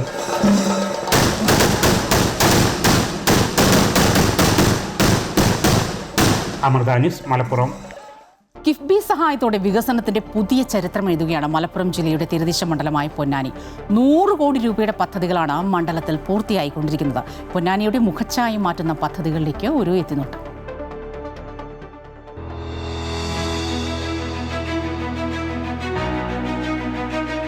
മലപ്പുറത്തിന്റെ കവാടമായ പൊന്നാനി പുരാതന തുറമുഖ നഗരമാണ്. കടലും കായലും പുഴകളും നിറഞ്ഞ പൊന്നാനി ഒരു കാലത്ത് സാമൂതിരിയുടെ 2ാം തലസ്ഥാനമായിരുന്നു. അക്കാലത്ത് മലബാറിലെ പ്രധാന വാണിജ്യ കേന്ദ്രമായിരുന്ന പൊന്നാനിയുടെ പിന്നീടുള്ള ചരിത്രം പക്ഷേ അവഗണനയുടെയും പിന്നോക്കാവസ്ഥയുടേതുമാണ്. എന്നാൽ പൊന്നാനി പതുക്കെ അതിന്റെ പ്രൗഢി തിരിച്ചുപിടിക്കുകയാണ്. കിഫ്ബിയുടെ ധനസഹായത്തോടെ നടക്കുന്ന കോടികളുടെ പദ്ധതികളാണ് പൊന്നാനിയുടെ മുഖച്ഛായ മാറ്റുന്നത്. പശ്ചാത്തല സൗകര്യം വികസിപ്പിക്കുന്നതിനാണ് കിഫ്ബി പ്രധാനമായും സഹായം നൽകിയത്. പൂർത്തിയായതും നിർമ്മിച്ചുകൊണ്ടിരിക്കുന്നതുമായ 419 കോടി രൂപയുടെ പദ്ധതികളാണ് കിഫ്ബിയുടെ സഹായത്തോടെ പൊന്നാനിയിൽ നടപ്പിലാക്കിയത്. പ്രധാനമായും കിഫ്ബി പശ്ചാത്തല സൗകര്യത്തിനാണ് മുതൽ മുടക്കിയിട്ടുള്ളത്. 1 ലക്ഷത്തോളം കോടി രൂപയുടെ ഇൻവെസ്റ്റ്മെൻറ്റ് ഉണ്ട്. അപ്പോൾ കിഫ്ബിയുടെ സംഭാവന എന്ന് പറഞ്ഞാൽ ഈ സമഗ്രമായ വികസനത്തിൻ്റെ പര്യാപ്തമായ തോതിലേക്കുള്ള ഇൻവെസ്റ്റ്മെൻറ്റാണ് വന്നിട്ടുള്ളത്. അത് കേരളത്തിലെ എല്ലാ മണ്ഡലങ്ങൾക്കകത്തും കൊടുത്തിട്ടുണ്ട്. ഈ 419 കോടി രൂപയുടെ അംഗീകാരമാണ് കിഫ്ബിയിൽ നിന്ന് നമുക്ക് പൊതുവെയുള്ള വികസന പ്രവർത്തനങ്ങൾക്ക് ഫണ്ട് അലോട്ട് ചെയ്തിട്ടുള്ളത്. അത് വിദ്യാഭ്യാസ സ്ഥാപനങ്ങൾക്കുണ്ട്, ആശുപത്രികൾക്കുണ്ട്, പാലങ്ങൾക്കുണ്ട്, എല്ലാം അങ്ങനെ സമഗ്രമായ രൂപത്തിലേക്കുള്ള പദ്ധതികളാണ് പൊന്നാനി നിയോജകമണ്ഡലത്തിൽ ബഹുമാനപ്പെട്ട മുഖ്യമന്ത്രി പിണറായി വിജയൻ അധികാരമേറ്റതിന് ശേഷം പൊന്നാനിയിലെ ഒരു പ്രത്യേകത എന്തായിരുന്നു പറഞ്ഞാൽ വളരെ പിന്നോക്കം നിൽക്കുന്നൊരു മേഖലയായിരുന്നു. യാത്രാ സൗകര്യങ്ങളൊന്നും പറയത്തക്ക രൂപത്തിലേക്ക് ഇല്ലാത്തതുകൊണ്ട് പലപ്പോഴും ഒരു ഐസൊലേറ്റഡിലേക്ക് എടുക്കുന്ന രൂപത്തിലേക്കുള്ളായിരുന്നു. അതുകൊണ്ട് പശ്ചാത്തല സൗകര്യ മേഖലയ്ക്കകത്തുള്ള വികസനത്തിനാണ് പൊന്നാനി മേഖലയ്ക്കകത്ത് പ്രധാനമായിട്ടും ഫണ്ട് അനുഭവിക്കപ്പെട്ടിട്ടുള്ളത്. അപ്പോൾ ഈ കഴിഞ്ഞ 5 വർഷത്തിനകം ഉദ്ഘാടനം ചെയ്യപ്പെട്ടതും പ്രവൃത്തി നടന്നുകൊണ്ടിരിക്കുന്നതുമായിട്ടുള്ള പദ്ധതികളെ സംബന്ധിച്ചിടത്തോളം അത് പിണറായി വിജയൻ സർക്കാരിന് ഒന്നാം ഇതിൻ്റെ തുടർച്ച തന്നെയാണ്, അനുഭവിക്കപ്പെട്ട തുടർച്ച തന്നെയാണ്.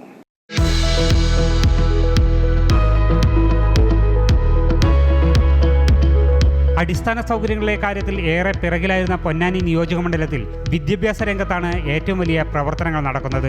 കിഫ്ബി സഹായത്തോടെ നിരവധി വിദ്യാലയങ്ങൾ അന്താരാഷ്ട്ര നിലവാരത്തിലേക്ക് ഉയർത്തി. സ്ഥലപരിമിതി കൊണ്ട് വീർപ്പുമുട്ടുകയായിരുന്ന കോക്കൂർ ഗവൺമെന്റ് ഹൈസ്കൂളിന് 3 കോടി രൂപ ചെലവിലാണ് പുതിയ കെട്ടിടം പണിയുന്നത്. എല്ലാ നിലകളിലും ബാത്റൂം സൗകര്യത്തോടുകൂടിയ കെട്ടിടം ഉദ്ഘാടനത്തിന് തയ്യാറായി കഴിഞ്ഞു. ഏറ്റവും ആധുനിക സൗകര്യങ്ങൾ ഉൾപ്പെടുത്തിക്കൊണ്ടുള്ള മനോഹരമായൊരു കെട്ടിടം. ഞങ്ങളുടെ സ്ഥലപരിമിതി എന്ന് പറഞ്ഞാൽ ഞങ്ങളുടെ UP വിഭാഗം കുട്ടികളുടെ ബിൽഡിങ് ക്ലാസ് റൂമൊക്കെ ഇത്തിരി ബുദ്ധിമുട്ടിൽ തന്നെയായിരുന്നു. അപ്പോൾ അതിൽ നിന്നൊക്കെ ഒരു മോചനം തന്നെയാണ്. പുതിയ ക്ലാസ് റൂമുകളിലേക്ക് ഈ അടുത്ത അക്കാദമിക് ഇയർ മാറാമെന്ന പ്രതീക്ഷയിലാണ്.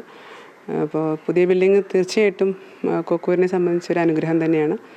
അപ്പോൾ നമ്മളെല്ലാവരും പുതിയ കെട്ടിടത്തിലേക്ക് മാറാനുള്ളൊരു തയ്യാറെടുപ്പിലാണ്. ഇതിലൊരു 12 ക്ലാസ് റൂമുകളും 3 ഹാളുകളാണ്. 3 ഹാൾ എന്ന് പറഞ്ഞാൽ അത് ലാബ്, IT ലാബ് ഒക്കെ സംവിധാനങ്ങൾക്ക് വേണ്ടിയിട്ടുള്ളതാണ്. പിന്നെ ഓരോ വിങ്ങിലും ഓരോ ഫ്ലോറിലും അറ്റാച്ച്ഡ് ബാത്റൂംസ് സൗകര്യങ്ങളൊക്കെ ഉള്ള രീതിയിൽ വളരെ ഭംഗിയായിട്ട് തന്നെയാണ് ഒരു ബിൽഡിംഗ് അറേഞ്ച് ചെയ്തിരിക്കുന്നത്. Mookkuthala government higher secondary school, Maranchery government higher secondary school, GHSS Thrikkavu തുടങ്ങി നിരവധി വിദ്യാലയങ്ങളാണ് കിഫ്ബിയുടെ സഹായത്തോടെ വികസനത്തിന്റെ പുതുമോടി അണിഞ്ഞത്. മൂക്കുതല ഹൈസ്കൂള്, വെളിയങ്കോട് ഹൈസ്കൂള്, ഇങ്ങനെ വിവിധങ്ങളായ സ്കൂളുകളായിട്ടുള്ളത്. മൂക്കുതല ഹൈസ്കൂളിലേക്ക് 8 കോടി രൂപയുടെ പ്രവൃത്തിയാണ്. വെളിയങ്കോട് 1.76 കോടി രൂപയാണ്. GLP സ്കൂള് വെളിയങ്കോട് 1.30 കോടി രൂപയാണ്. കോക്കൂർ സ്കൂളിന് 3 കോടി അനുവദിച്ചിട്ടുണ്ട്. പിന്നെ GHS പാലപ്പെട്ടിക്ക് 1 കോടി, ഗവൺമെൻറ് UP സ്കൂൾ വെളിയങ്കോടിന് 1 കോടി, അങ്ങനെ 81 കോടി 10 ലക്ഷത്തിൻ്റെ പ്രവൃത്തി ദ്രുതഗതിയിൽ നടന്നുകൊണ്ടിരിക്കുകയാണ്. ചിലതിൻ്റെയൊക്കെ പൂർത്തീകരണം കഴിഞ്ഞു. അടുത്ത ഉദ്ഘാടനം നടക്കാൻ പോവുകയാണ് നമുക്ക്. ഗതാഗത രംഗത്തും വലിയ പ്രതിസന്ധി നേരിട്ടിരുന്ന പൊന്നാനിക്ക് കിഫ്ബിയുടെ സഹായം ഏറെ ഗുണകരമായി. പതിറ്റാണ്ടുകളായി ജനങ്ങൾ ആവശ്യപ്പെട്ടിരുന്ന ഒളമ്പക്കടവ് പാലത്തിന്റെ നിർമ്മാണം പുരോഗമിക്കുകയാണ്. പൊന്നാനി താവനൂർ മണ്ഡലങ്ങളെ തമ്മിൽ ബന്ധിപ്പിക്കുന്ന പാലത്തിനായി 26,84,00,000 രൂപയാണ് കിഫ്ബി അനുവദിച്ചത്. പ്രതീക്ഷ തന്നെയാണ്. കാരണം പാലം വന്നു കഴിഞ്ഞാൽ ഇവിടെ വഞ്ചിയായിരുന്നു ആദ്യം, ആ വഞ്ചിക്ക് വെയിറ്റ് ചെയ്ത് നിൽക്കണം, എന്നിട്ട് അക്കരെ കിടക്കണമെങ്കിൽ. അപ്പോൾ പാലം വന്നു കഴിഞ്ഞാൽ അതിൻ്റെ ആവശ്യം വരുന്നില്ല ജനങ്ങൾക്ക്. പിന്നെ മാറഞ്ചേരി, എരമംഗലം, അങ്ങനെ ഗുരുവായൂർ വരെ, പുത്തമ്പള്ളി ഗുരുവായൂർ പോകാനുള്ള സൗകര്യമാണ്. പിന്നെ അത് മാത്രമല്ല നാട്ടിലൊരു വാഹനങ്ങളും വികസനം കാര്യങ്ങളൊക്കെ ആയിട്ട് എന്തായാലും വരും. അപ്പോൾ കുറച്ച് ബുദ്ധിമുട്ടിലാണ് ജനങ്ങൾ. റോഡിൻ്റെ വളരെ മന്ദഗതിയിലാണ് നീങ്ങുന്നത്. പക്ഷേ ഇത് പാലം വന്നു കഴിഞ്ഞാൽ വളരെ പുരോഗമനമാവുന്നതാണ് ഞങ്ങൾക്കൊരു വിശ്വാസം. കിഫ്ബി സഹായത്തോടെയുള്ള പദ്ധതികൾ വന്നതോടെ ടൂറിസം രംഗത്തും പൊന്നാനി വികസന പാതയിലാണ്.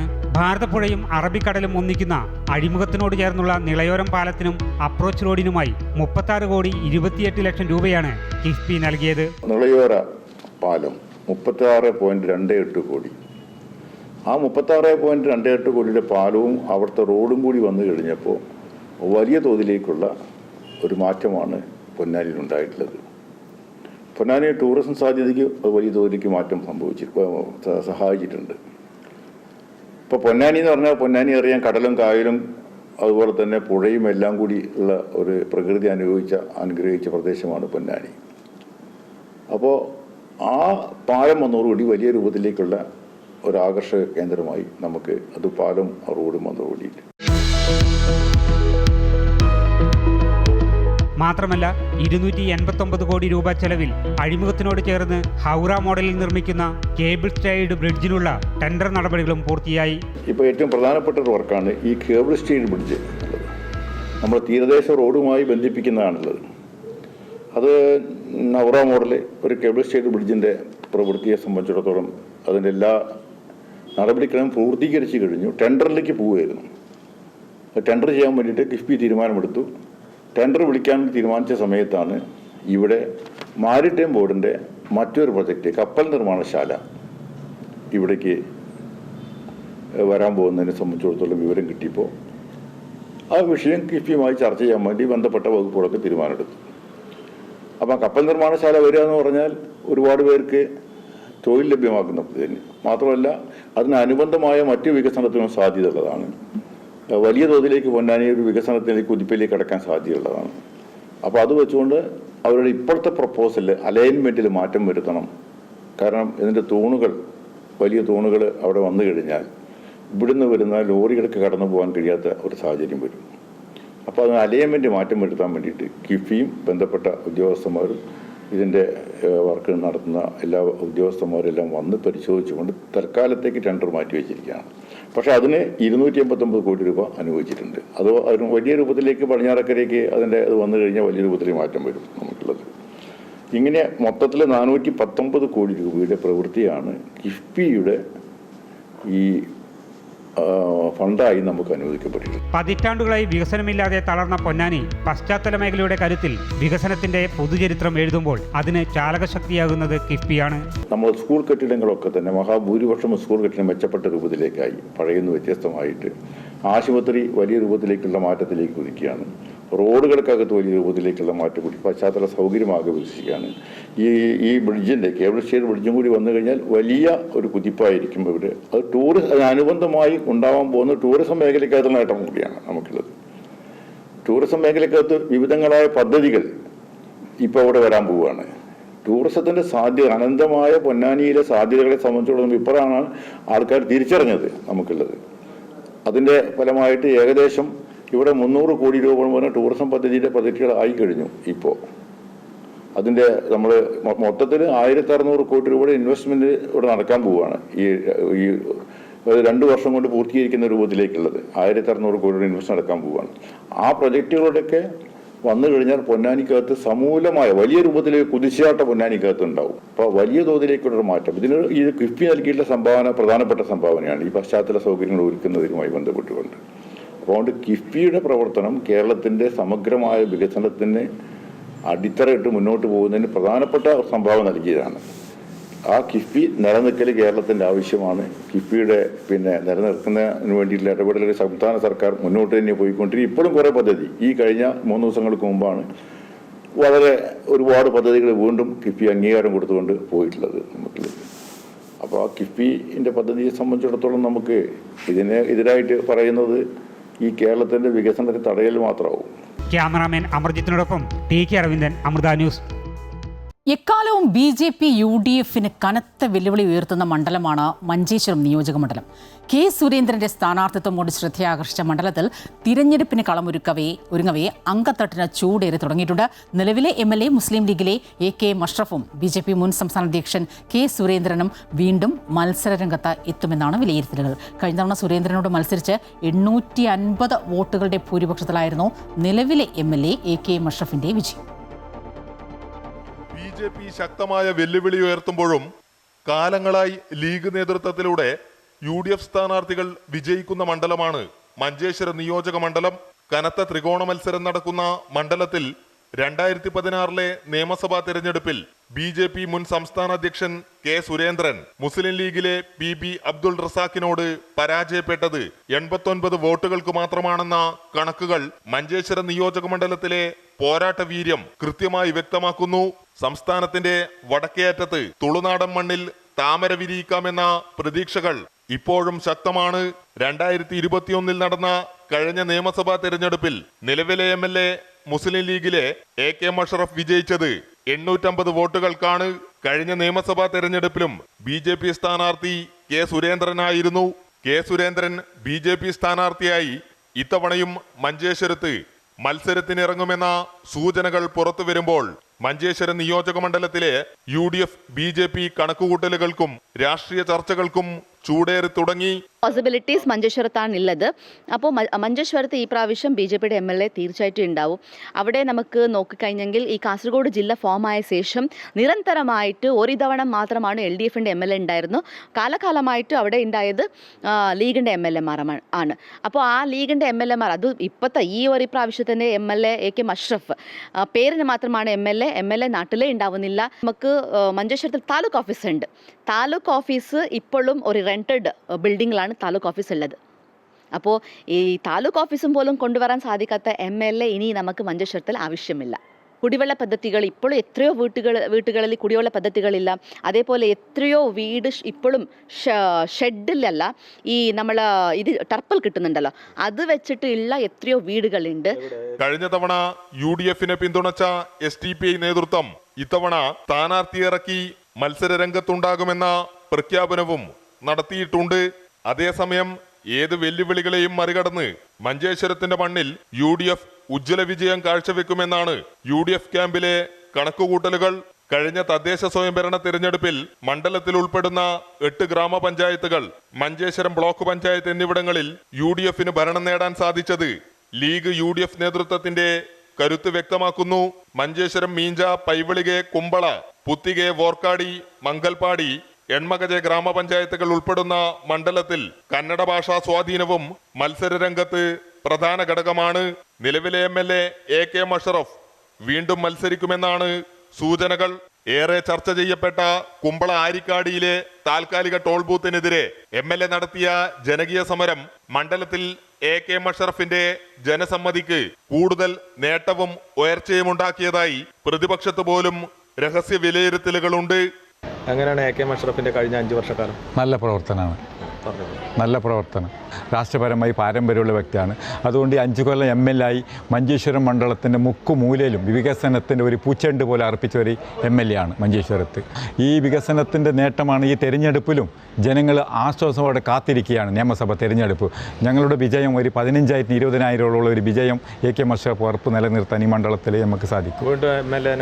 MLA മത്സരിക്കും. വിജയം ഉറപ്പായിട്ടുണ്ടാവും. നിയമസഭ വിജയം UDFന്റെ ശക്തി കേന്ദ്രമാണ് മഞ്ചേശ്വരം മണ്ഡലം. അത് ഞങ്ങൾ പിടിച്ചെടുക്കും. ഇത്തവണ ഈ മണ്ഡലത്തിലെ 8 പഞ്ചായത്തുകളും ആരുടെ കൈകളിൽ? എല്ലാം UDFന്റെ കരങ്ങളിലുണ്ട് മുഴുവൻ. അത് ആത്മവിശ്വാസമുണ്ട്. ജില്ലാ പഞ്ചായത്ത്, ബ്ലോക്ക് പഞ്ചായത്ത് എല്ലാം UDFന്റെ കരങ്ങളിലുണ്ട്. സുരേന്ദ്രൻ മത്സരിച്ചാലൊന്നും ഇല്ല. ഇപ്പോൾ സുരേന്ദ്രൻ മുമ്പേ മത്സരിച്ച ആളല്ലേ, ഇത് ആദ്യമല്ലല്ലേ. എല്ലാം മത്സരിക്കും, തിരിച്ചു പോകും. അത് സ്വാഭാവികമായിട്ട് മത്സരിക്ക് തിരിച്ചു പോകും. അത് പ്രശ്നമില്ല. മഞ്ചേശ്വരത്ത് CPM മൂന്നാം സ്ഥാനത്താണെങ്കിലും LDF സ്ഥാനാർത്ഥി കരുത്തനോ ദുർബലനോ എന്നത് ഇടതു വോട്ടുകൾ മാറിമറിഞ്ഞ് ഈ മണ്ഡലത്തിൽ ആര് വിജയിക്കുമെന്ന കാര്യം ഉറപ്പാക്കുന്നതിൽ നിർണായക ഘടകമെന്നാണ് രാഷ്ട്രീയ വിലയിരുത്തലുകൾ. BJP സ്ഥാനാർത്ഥിയായി K. സുരേന്ദ്രനും UDF സ്ഥാനാർത്ഥിയായി നിലവിലെ MLA AK മഷറഫും മഞ്ചേശ്വരം നിയോജക മണ്ഡലത്തിൽ വീണ്ടും അങ്കക്കളത്തിലെത്തുമെന്നാണ് സൂചനകൾ. 2021 നിലവിലെ MLA AK മഷറഫ് 850 വോട്ടുകൾക്കാണ് മഞ്ചേശ്വരത്ത് വിജയിച്ചത്. ഇത്തവണ 2021 ശേഷം വീണ്ടും BJPയുടെ മുൻ സംസ്ഥാന അധ്യക്ഷൻ K. സുരേന്ദ്രനും AK മഷറഫ് MLAയും ഇതേ മണ്ഡലത്തിൽ ഏറ്റുമുട്ടുമ്പോൾ പോരാട്ടം കനക്കുമെന്ന കാര്യം ഉറപ്പാണ്. മഞ്ചേശ്വരത്ത് നിന്നും cameraman Satheesh ഉദുമയ്ക്കൊപ്പം Anoop Nileshwaram, Amrita news.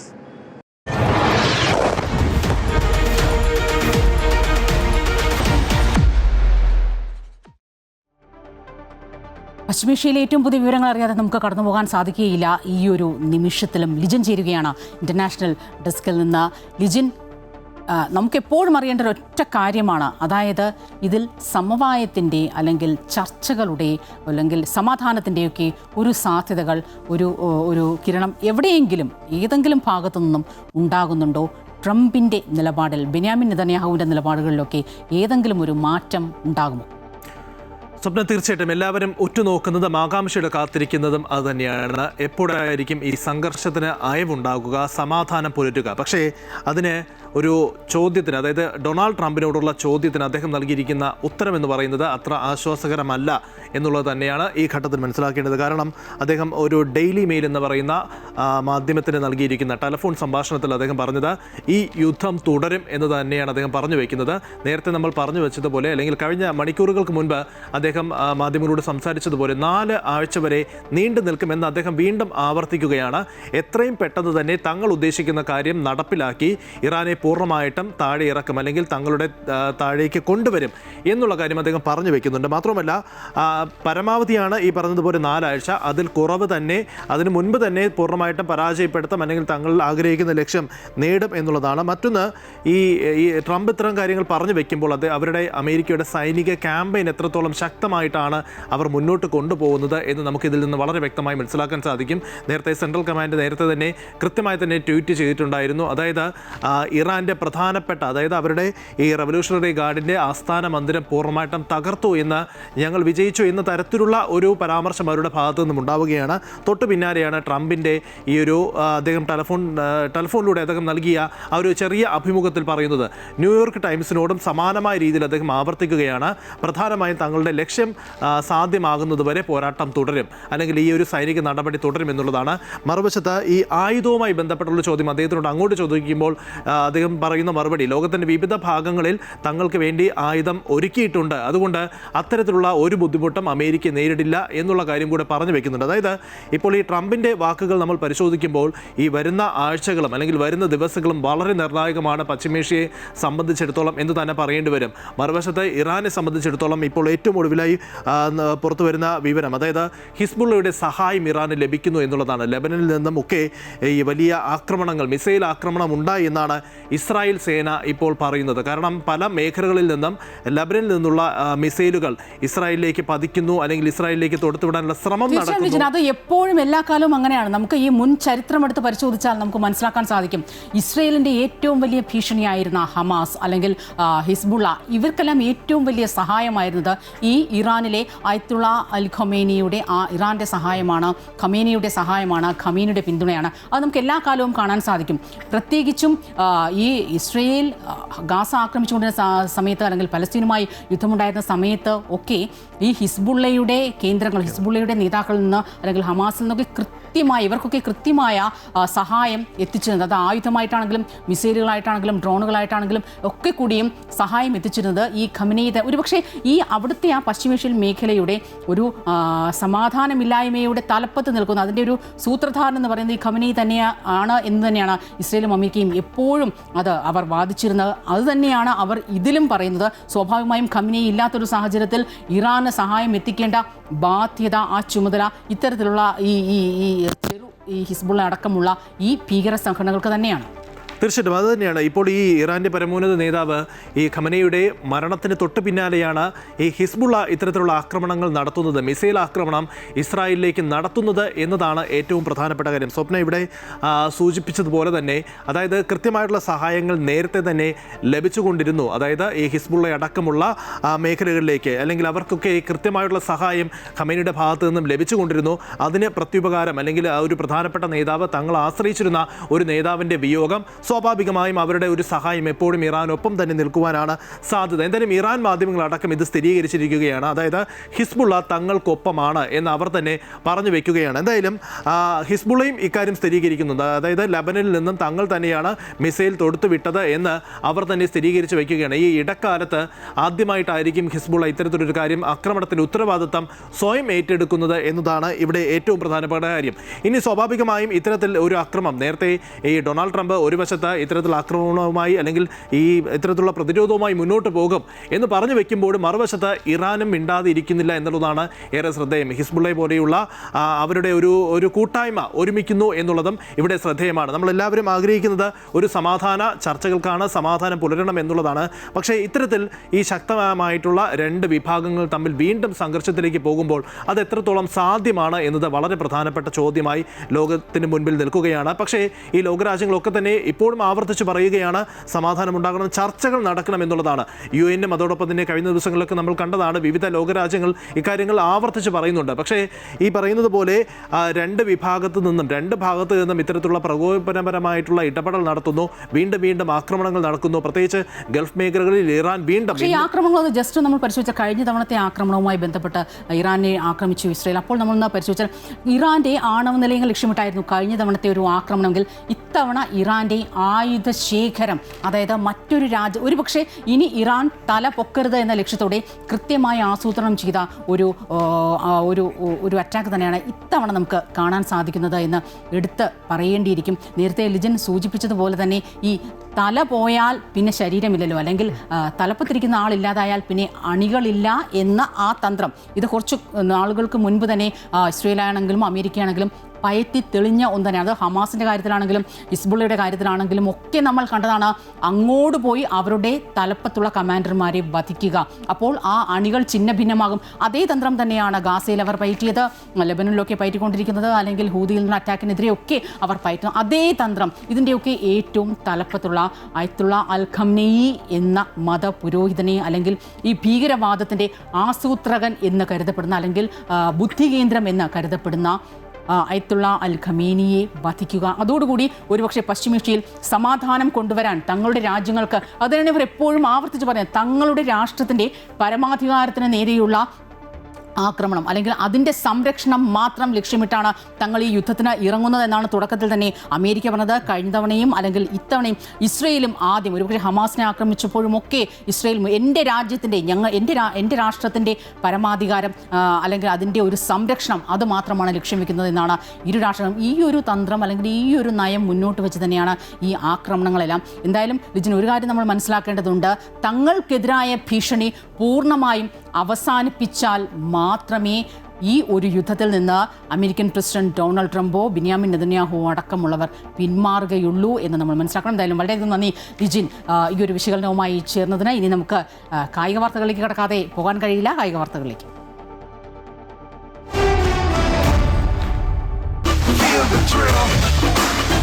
Can you feel that? Greens on backs with the crest held high. One more ball and we touch the sky. മറ്റൊരു യുദ്ധം കൂടി നമ്മൾ ജയിച്ചിരിക്കുന്നു. 2020 ലോകകപ്പിൽ ഇന്ത്യ സെമിയിൽ വെസ്റ്റ് ഇൻഡീസിനെ 5 വിക്കറ്റിന് പരാജയപ്പെടുത്തി 196 റൺസ് വിജയലക്ഷ്യവുമായി ഇറങ്ങിയ ഇന്ത്യക്ക് കരുത്തായത് സഞ്ജു സാംസന്റെ ബാറ്റിംഗ് മികവാണ്. സഞ്ജു പുറത്താകാതെ 97 റൺസാണ് നേടിയത്. ടോസ് നഷ്ടപ്പെട്ട ബാറ്റിംഗ് ഇറങ്ങിയ വെസ്റ്റ് ഇൻഡീസ് നിശ്ചിത 20 ഓവറിൽ 4 വിക്കറ്റ് നഷ്ടത്തിൽ 195 റൺസ് എടുത്തു. ഇന്ത്യയ്ക്കായി ജസ്പ്രീത് ബുംറ 2 വിക്കറ്റ് വീഴ്ത്തിയപ്പോൾ വരുൺ ചക്രവർത്തി, ഹാർദിക് പാണ്ഡ്യ എന്നിവർ ഓരോ വിക്കറ്റ് വീതം വീഴ്ത്തുകയായിരുന്നു. റിപ്പോർട്ടോടെ ഗുഡ് മോർണിംഗ് കേരളം പൂർണ്ണമാവുകയാണ്. കൂടുതൽ വാർത്തകൾ അമൃത ന്യൂസ് യൂട്യൂബ് ചാനൽ തുടരും. നമസ്കാരം.